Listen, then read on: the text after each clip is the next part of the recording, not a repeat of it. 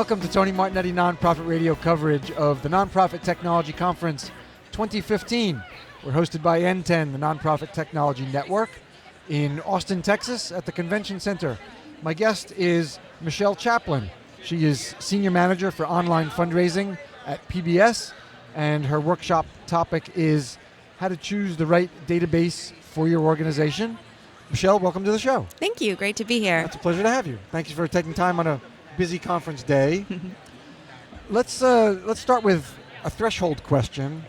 How do we know if our existing database needs to be changed? Yeah, absolutely. That's a great question. And I think the first thing is you have to sort of go through the process as if you're looking to change your database. So first you want to look at all your current users and what their needs are, what they're trying to get out of the database, and what it doesn't do that they want it to do.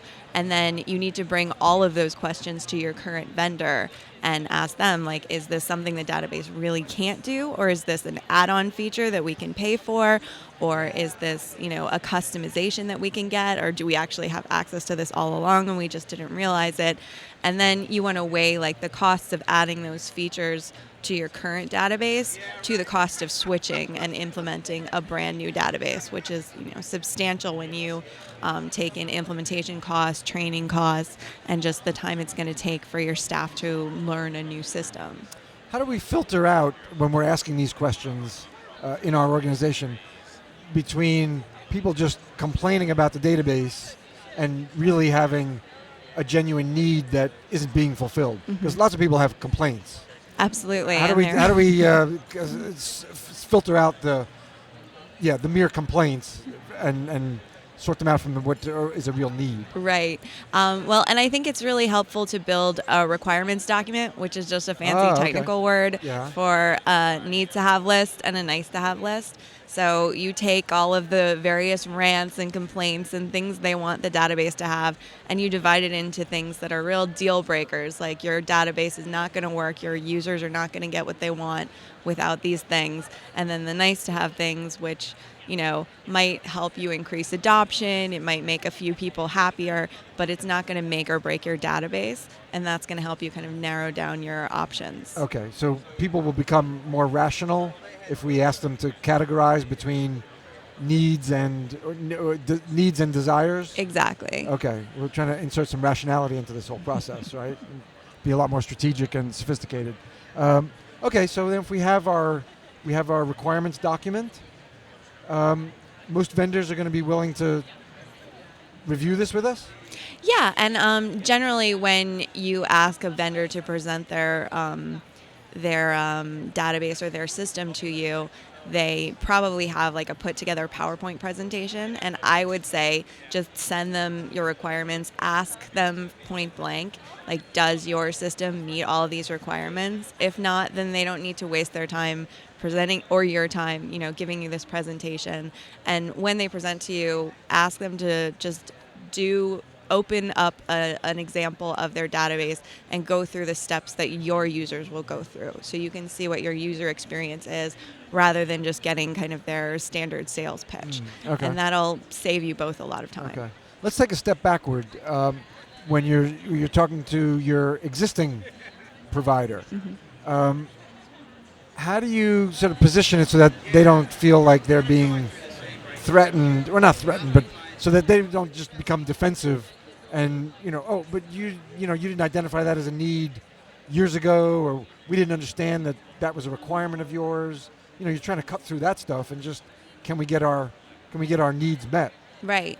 Yeah, and I think it's a matter of, acknowledging the fact that this process you're going through is a process that you've just started, and you're looking at the database and you're looking what people need to get out of it, and you're asking them, like, is this something I can do with the database?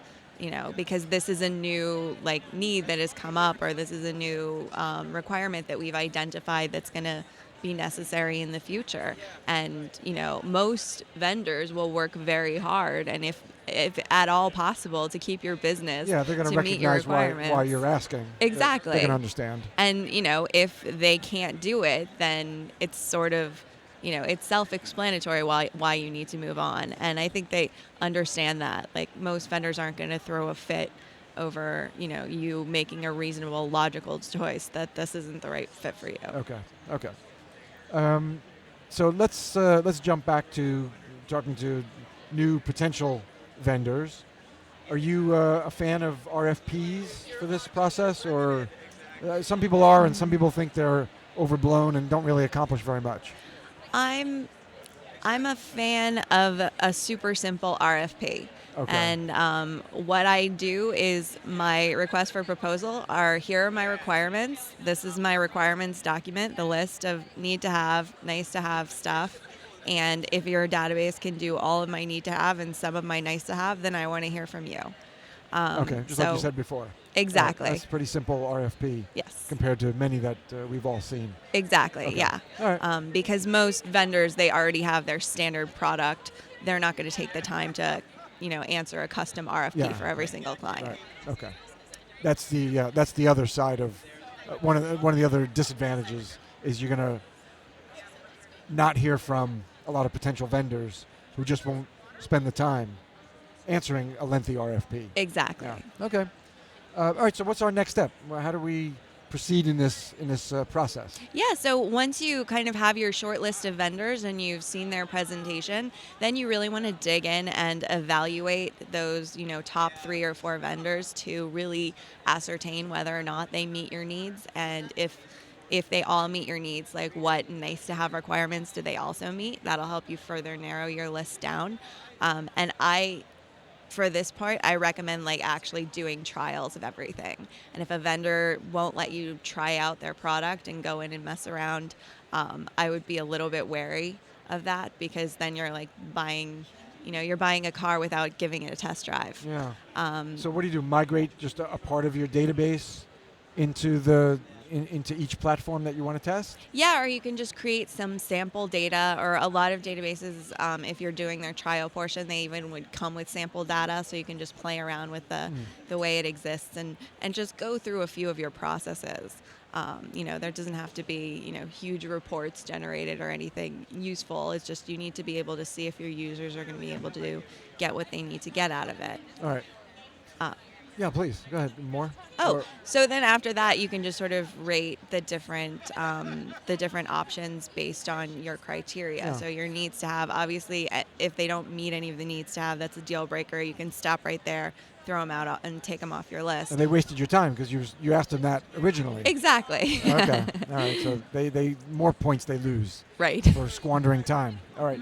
Who's involved in this process from the organization, now that we're out to the outside potential vendors? Mm-hmm. So, I think there needs to be a point person or a project manager who's doing the implementation, and really that depends.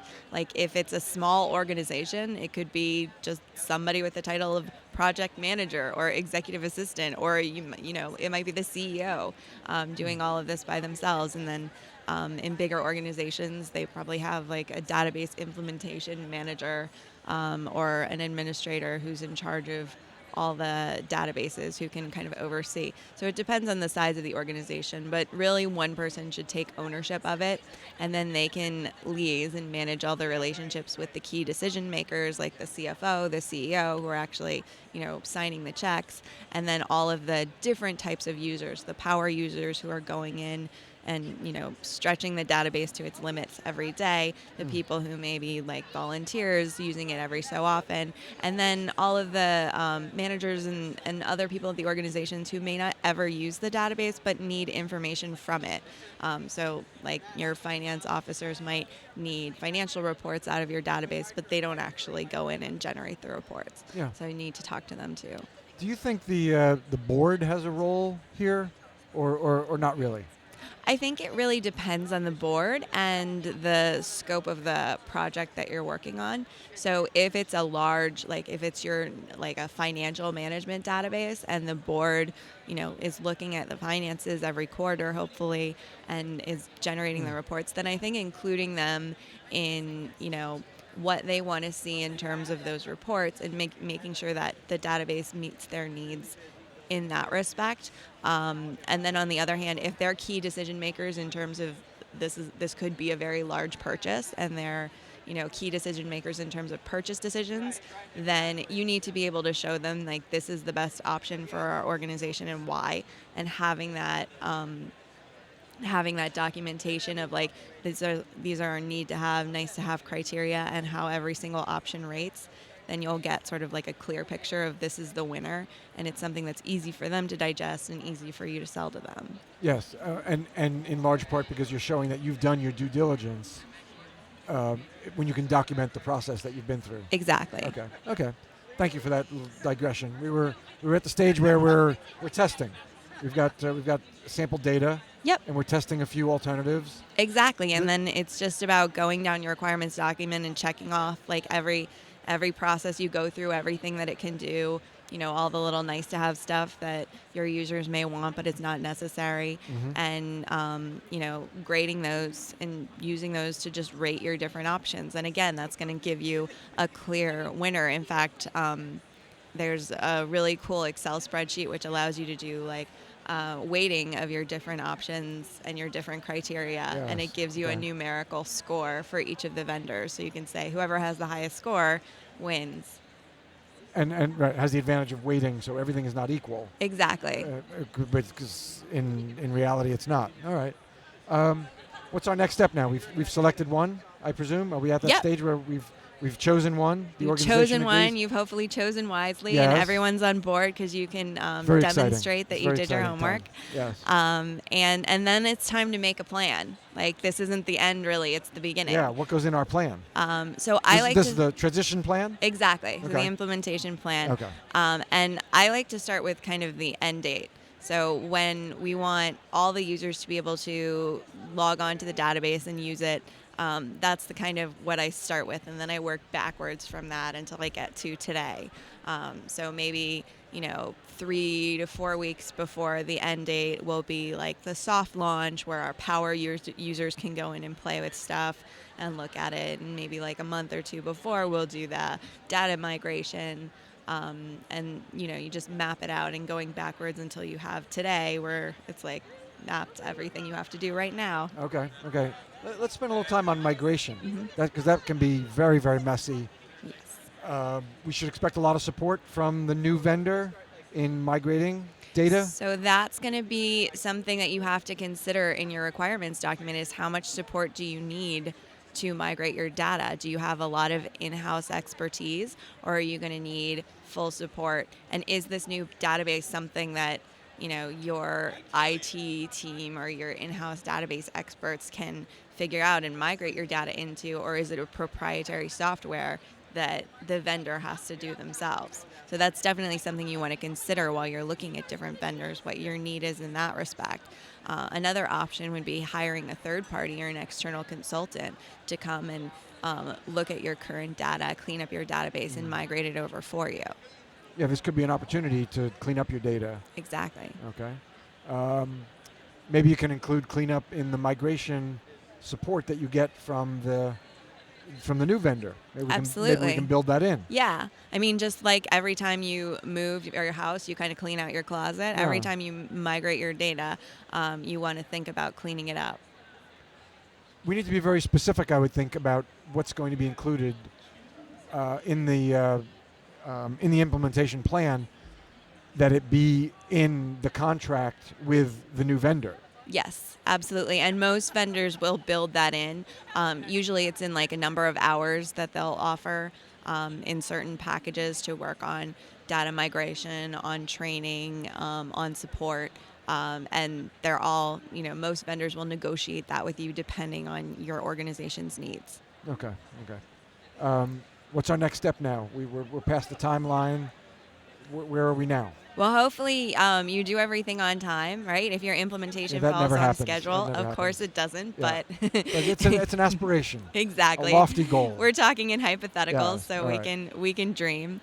But even if not, and plan for that in your timeline too. Like plan for what happens if everything falls apart and we don't launch the database on October 1st. If we do it November 1st, like how much of a catastrophe is that? What about December 1st? If it's a CRM and you're doing year-end giving, do you really want your database to launch on December 1st?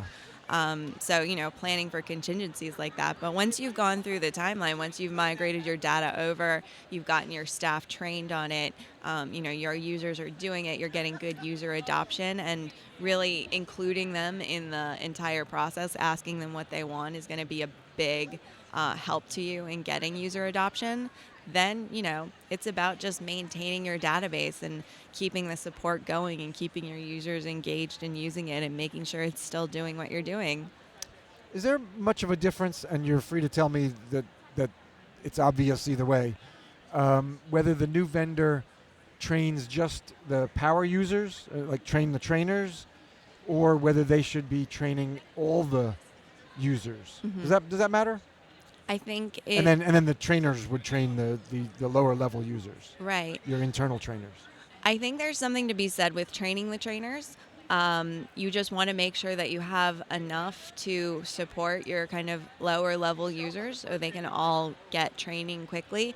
And also, what if one of your trainers leaves? Do you have another trainer? Do you have a program for keeping that knowledge in-house? Or will the vendor continue to train people on an ad hoc basis afterwards? So, it's just the benefits and risks of having some stuff done in-house versus everything done by the vendor. Okay. And then, of course, ongoing support. Yes. Critical. Well, it really depends on, again, your in-house expertise and how complicated the database is. Yeah. I always think of smaller and mid-sized nonprofits because that's who our audience is. Right. So they're less likely, and certainly they could, but less likely that they'll have a lot of in-house expertise around database administration and day-to-day issues. Mm-hmm. So the support is important. Yes, definitely. We still have a couple minutes left. What do you want to share that I haven't asked you about yet? Oh goodness. Or more detail on something. I mean, even if we talked about it, but any more detail? Yeah, I mean, I think one thing that we didn't really have a chance to go into in depth is the idea of hiring a consultant to do all this with you. Because especially if you are a small organization or even a medium-sized organization, you might not have a staff person with the time to do all of this research and, talk to all the vendors and go through all the trial periods. And, the advantage is if you do it with a consultant, you have them come in, they assess all your needs one time. They talk to all your respective users, bundle that. They already have a really good knowledge of all the different, databases out there and how they would fit. So they'll know which vendors to go to, which are the best options probably in the first place, and be able to pull it in and assess it, so you can kind of skip over the decision making, the research part, and go right into your short list where you work with a consultant to analyze the top 3 best fits, and they can make like the spreadsheet and analyze it and make it so you can, defend it to your board and show that like there's, research and due diligence was done, and that, it's more expensive, but it's off your plate and it's off your staff's plate. There could also be value in the consultant evaluating the state of your data. Someone objective who's not likely to say, oh, well, there's this problem in the data, but we've figured out how to work around that, so it's not a big deal. When really it is a big deal because you have faulty data. You've just developed a workaround. Exactly, yeah. And then they can also come up with strategies for cleaning the data, or companies you may want to engage to help you clean your data up so it works for you the way you need it to. What's been the PBS experience? Have you done a database change? We actually went through this process about a year ago. We were looking at changing our email marketing system, and we kind of went through the first step, did our needs assessment, talked to all the users, went back to our vendor, and they actually made a lot of changes and customizations to our existing system so it would meet our needs. And, and now they're just a really strong partner, and they're consistently checking in with us to make sure the database is still meeting their needs. So it did a really, we didn't end up changing databases, which saved me a lot of headache personally. And it gave us like a really strong relationship with our current vendor. Have you had your session yet? No, it's tomorrow at 3:30. Oh, okay. Because I was going to ask if you heard of any disaster stories. Do you know of any migrations that went badly, conversions went badly? I know of so many. You do? So many. I mean, it's one of the reasons that I proposed this session is because migrations often happen too fast without enough thought, and they end up just blowing up in people's faces. Nobody's happy with the end result, and they end up, a year later after hobbling along with their new database, either switching back or switching to something different and completely. So I am looking forward to hearing a lot of horror stories tomorrow. You expect to hear a good bit. Yeah. Right. But we can do this all much more strategically and smartly if we have this plan and process that we just talked about. Absolutely. We can avoid the horror, avoid being the next horror story at NTC 2016. Exactly. All right. Thank you very much, Michelle. Thank you. Michelle Chaplin, Michelle Chaplin, is Senior Manager for Online Fundraising at PBS. And this is Tony Martignetti Nonprofit Radio coverage of the Nonprofit Technology Conference 2015. Thanks so much for being with us.